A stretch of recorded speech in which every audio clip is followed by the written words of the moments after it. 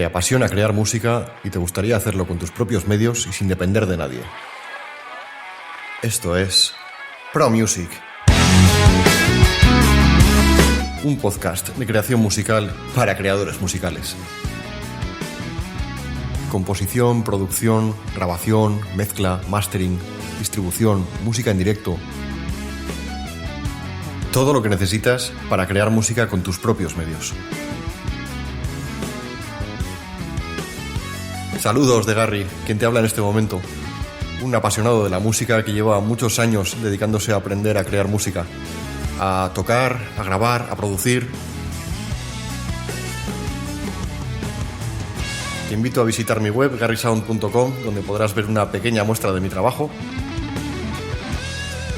y a descargarte de forma gratuita el ebook Graba y produce tus propias canciones. Un ebook de muy fácil lectura, basta con 15 minutos, que te muestra algunas de las claves para crear tu propia música desde casa. Parece mentira, pero basta con un ordenador y un micrófono, el resto ya lo tienes.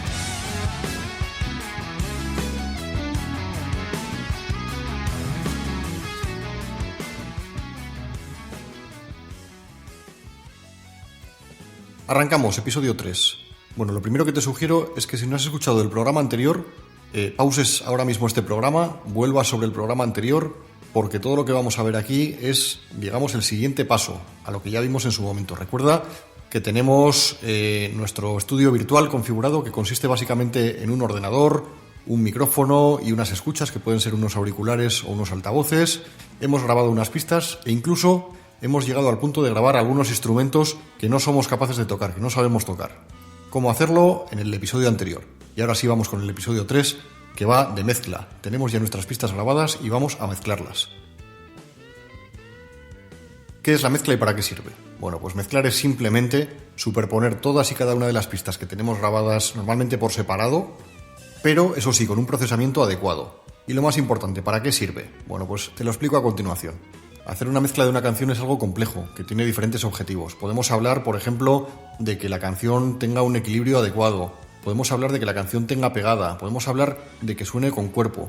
Pero por encima de todo hay un propósito principal que tiene toda mezcla, y es el siguiente. Seguro que sabes de qué te hablo si te menciono esas mezclas amateur que no suenan bien y que tienen algo que las diferencia de las mezclas profesionales que sí suenan bien. Y es que los diferentes instrumentos que suenan en la canción no se distinguen unos de otros. ¿Y por qué pasa esto? Pues simplemente porque no hemos asignado a cada uno de los instrumentos el espacio que le corresponde. Es para que te hagas una idea como la diferencia que puede existir entre un aparcamiento donde todos y cada uno de los coches están perfectamente aparcados y respetando su espacio, o una chatarrería donde tenemos un amasijo de hierros que no sabemos dónde empieza uno y dónde acaba el otro. Entonces, y aquí viene lo más importante del programa de hoy, y si hay una idea con la que quiero que te quedes después de este programa, es precisamente esta. El objetivo principal de una mezcla es precisamente abrir espacios entre instrumentos. Es decir, asignar a cada instrumento de la canción el espacio que le corresponde. Y me dirás, bueno, pero esto de abrir espacios es un concepto como muy abstracto, ¿no? ¿En qué se traduce exactamente? ¿Qué significa abrir espacios? Bueno, pues para que lo entendamos bien te voy a poner un par de ejemplos que son muy diferentes el uno del otro, pero son ejemplos que se nos pueden dar perfectamente en una mezcla y que tenemos que resolver. Imagina, por ejemplo, una guitarra y una voz que están sonando en el centro de la canción. Es decir, si tú visualizas el espacio físico, ambos están situados en el centro. No tenemos una cosa a un lado y la otra al otro, sino que tenemos ambas en el centro.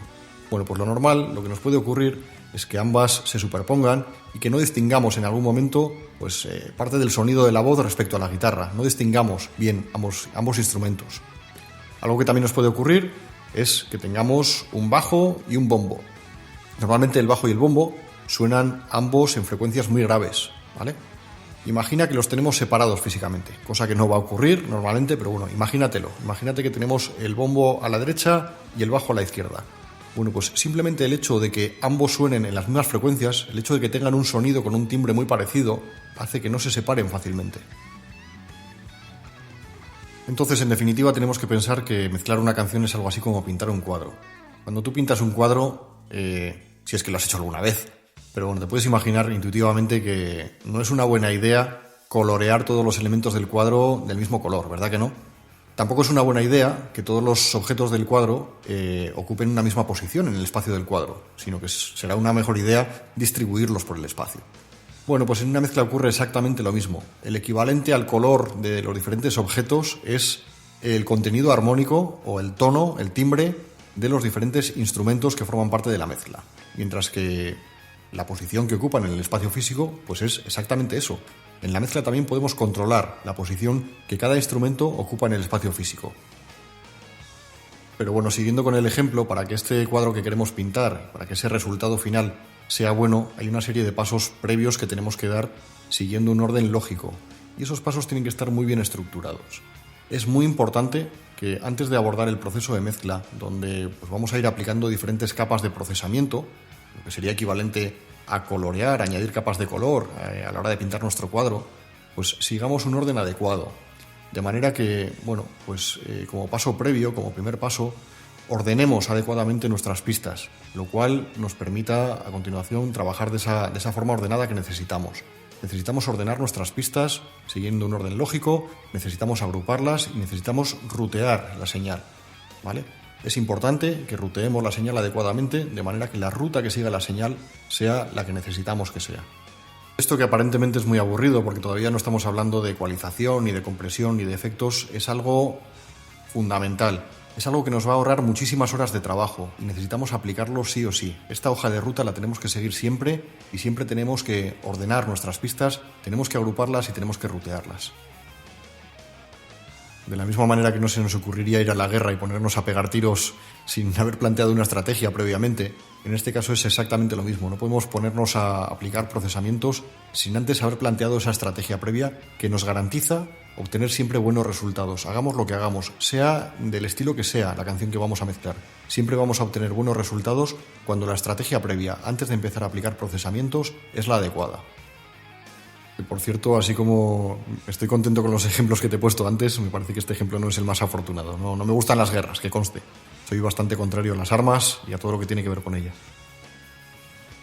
Pero bueno, volviendo a lo nuestro, ¿cómo se ordenan las pistas? ¿Cómo se agrupan? ¿Cómo se rutean? La verdad es que es algo complejo y no nos da tiempo a explicarlo en este episodio. Si tienes interés y quieres profundizar en el tema de la mezcla, cosa que te aconsejo encarecidamente, bueno, pues te recomiendo, y aquí viene el momento publicitario, entrar en la página web garrysound.com y acceder a los contenidos que tengo formativos por un precio pues muy razonable, la verdad, que son en primer lugar la Masterclass Video Tips, donde pues voy recorriendo paso a paso el proceso de mezcla de una canción ya mezclada, o bien el curso Pro Mix, donde te explico todo lo que tienes que tener en cuenta para que a la hora de mezclar una canción el resultado final e infalible sea un resultado profesional. Un curso completísimo de 12 horas, lleno de contenidos, que va desde lo más sencillo hasta lo más complejo, pero lo más importante, sin teoría, con contenido puramente práctico. Bueno, supongamos que hemos planteado ya nuestra estrategia, es decir, que tenemos nuestras pistas ordenadas, siguiendo el orden que nos interesa seguir a la hora de incorporarlas a la mezcla, las tenemos también agrupadas y las tenemos también ruteadas, como nos interesa rutearlas, pues para que después todas las etapas intermedias de procesamiento las podamos hacer siguiendo ese orden lógico que necesitamos seguir. ¿El siguiente paso cuál es? Pues el siguiente paso es lograr un equilibrio adecuado a través de una premezcla, ¿vale? Es importante que estemos a gusto escuchando la canción antes de incorporar cada instrumento, procesándolo como lo necesitamos procesar.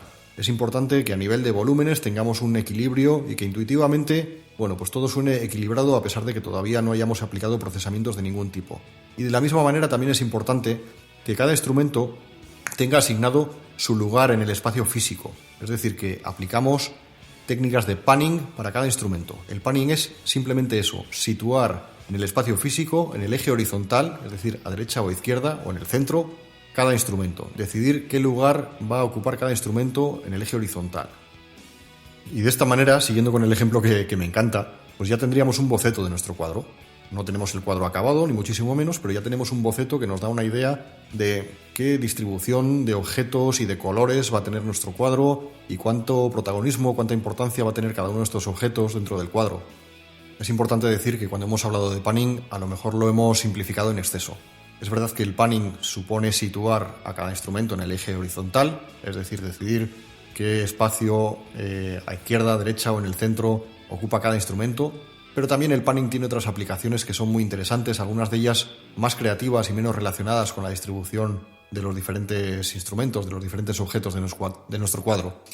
Es importante tener en cuenta también que el panning lo podemos utilizar pues en modo automático, lo que se llama autopanning, y esto pues es una aplicación que a efectos creativos pues puede dar mucho juego. También es interesante saber que existen técnicas más avanzadas, como por ejemplo el pseudoestéreo, que permite que, por ejemplo, pistas grabadas en mono, imagínate, con un solo micrófono y que no tienen esos dos canales estéreo, pues convertirlas artificialmente en una pista estéreo, es decir, que abarca un espacio más amplio en el eje horizontal. Y algo que también se trabaja habitualmente a través del panning es lo que se llama corregir errores de fase. Los errores de fase son algo complejo que no me voy a poner a explicarte aquí, pero simplemente quédate con que a veces se produce cancelación sonora de ciertas frecuencias, sobre todo en pistas estéreo, y esto lo corregimos simplemente actuando sobre el panning de ciertas frecuencias, es decir, actuar paneando frecuencias de forma selectiva. Y me voy a quedar aquí, no voy a detallar más esto porque es un tema demasiado complejo como para explicarlo en un momento y tampoco tiene tanto interés. Lo dicho, por aprender todas estas técnicas avanzadas, que no me voy a lanzar aquí a explicarte tantos detalles porque creo que no es el momento, te remito a mi página web garrysound.com, curso de mezcla ProMix, donde vas a aprender de forma intuitiva, sencilla y sobre todo práctica a aplicar todas estas técnicas sin ningún problema. Muy bien, ¿y qué hacemos una vez que ya tenemos pintado el boceto de nuestro cuadro? Bueno, pues vamos a pintar cada uno de los objetos del cuadro, pero con más cariño y dedicándole un poco más de tiempo y con más nivel de detalle. Es decir, vamos a ir incorporando cada una de las pistas de nuestra mezcla, pero ahora sí, aplicando a cada pista el procesamiento que requiere. Quédate simplemente con que hay tres tipos fundamentales de procesamiento del sonido, que son a través de ecualización, a través de compresión y a través de efectos. Entonces vamos a explicar cada uno de estos tres procesos de una forma muy sencilla e intuitiva. Empezando por la ecualización. ¿Qué es la ecualización? Bueno, para entender qué es la ecualización y sobre todo para qué sirve, para qué se utiliza, tenemos que entender en primer lugar que el sonido es siempre una superposición de ondas sonoras que vibran cada una de ellas a diferentes frecuencias. O lo que es lo mismo, el sonido es la superposición de diferentes frecuencias, simplificándolo todo mucho más. Entonces la ecualización es simplemente controlar el volumen de cada una de estas frecuencias, de manera que podamos añadir volumen o restar volumen a las diferentes frecuencias que componen el sonido, según nos interese. Y esto lo podemos hacer con dos propósitos diferentes. En primer lugar, podemos buscar como objetivo que cada instrumento tenga sus propias frecuencias que no choquen con las frecuencias de otros instrumentos, y esto es lo que se llama ecualización quirúrgica, ¿vale? Y por otro lado tenemos la ecualización musical, que tiene un propósito más creativo, y ese propósito creativo no es otro que el instrumento en cuestión que estamos ecualizando suene bien, suene bonito, que le demos protagonismo a las frecuencias que mejor suenan de ese instrumento, para que nos entendamos. Y de nuevo esto nos podría dar para hablar largo y tendido y para dedicar seguramente un episodio solamente a la ecualización y más de uno seguramente también. Pero aquí, bueno, nuevamente no te voy a remitir al curso ProMix porque seguro que ya has tomado buena nota de ello, pero yo creo que en este caso sí que dedicaremos algún episodio posterior a este tema de la ecualización porque el tema lo merece y además lo vamos a hacer poniendo algún ejemplo práctico de los resultados que se pueden llegar a conseguir solamente con ecualización. Creo que vas a flipar. De momento quédate con que existen un montón de tipos de ecualizadores como los gráficos, semiparamétricos, paramétricos, dinámicos, diferentes tipos de filtros y es importante además aprender a manejar cada uno de ellos. Hemos comentado también que la ecualización puede ser musical o quirúrgica, que también puede ser aditiva o sustractiva en función de si añadimos o quitamos frecuencias. Bueno, no dedicamos más tiempo por hoy a la ecualización, pero hay que dar ese compromiso de dedicar un episodio exclusivo al tema de ecualización, viendo con ejemplos prácticos los resultados que se pueden conseguir con ella. Y pasamos a la compresión, que no sé por qué a casi todo el mundo le resulta de primeras, al menos muy complicado entender qué es y para qué sirve la compresión. No es tan difícil, de verdad. Para que lo entiendas de forma intuitiva, piensa en esas mezclas no profesionales que no suenan demasiado bien y piensa qué ocurre en esas mezclas. Algo que habrás detectado seguramente muchas veces es que hay ciertos instrumentos o incluso la voz, pues que en algunos momentos de la canción se desvanecen y en otros, sin embargo, pues aparecen con demasiada fuerza y se escuchan hasta demasiado. ¿Por qué ocurre esto? Porque tienen sonidos que no son firmes, no son estables. Y la compresión tiene por objetivo precisamente dotar a cada instrumento, a cada pista de la mezcla, de esa estabilidad y esa firmeza que necesita a través de controlar su dinámica, muy importante. Y para ello lo que hace un compresor es controlar de forma automática el volumen de una pista o de un instrumento, es decir, controlar